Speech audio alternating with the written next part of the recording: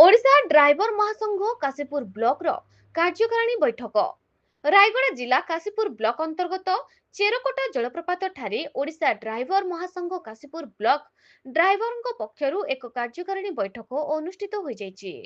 बैठक रे मुख्यतः ड्राइवर मानकर दैनंदिन जीवन उपरे आलोचना करा जायथिला। जेमिति कोनोसी दुर्घटना रे ड्राइवर को तुरंत सहायता सहयोग मिलि परिबो।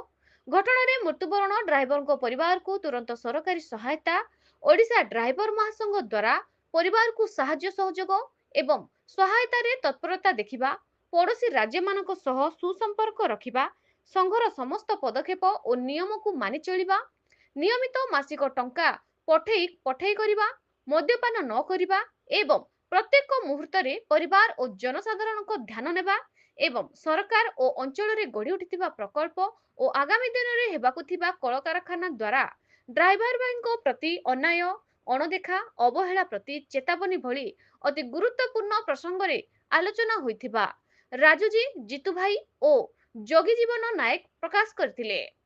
कार्यक्रम रे मुख्य अतिथि भावे आंध्र प्रदेश राज्य सभापति राजूजी जोग देइथिबा बेले सम्मानीय अतिथि भावे जिला सभापति जीतू भाई जोग देइथिले।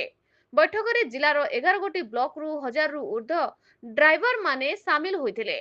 संपूर्ण कार्यक्रमटी ओडिशा ड्राइवर महासंघ काशीपुर ब्लॉक सभापति जोगी जीवन नायक द्वारा परिचालना होइथिला एवं शांति श्रृंखला रे समापन होइथिला।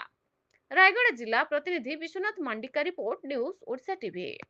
जयजनाथ मो ना दीक्षितर नायक ओडिशा ड्राइवर महासंघ सभापति अच्छी।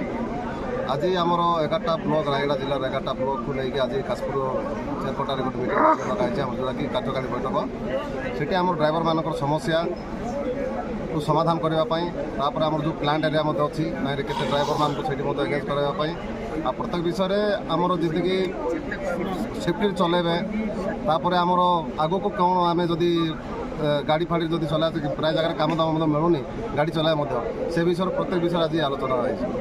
काशीपुर चेरकोटा में ओडिशा ड्राइवर महासंघ का जो मीटिंग हो रहा है, इसके बारे में बताइए, आपका परिचय देकर बताइए। नमस्कार, जय जगन्नाथ। एपी महासंघ स्टेट प्रेसिडेंट कुमार राज मेरा नाम है। ये जो काशीपुर और इंडस्ट्रियल एरिया में गाड़ीगिरी चल रहा है, इन लोगों को सेफ्टी के लिए बताने के लिए हमारा जो रूल्स है, नियम है, उसके लिए हम लोग मीटिंग लगा के वो कर रहे हैं।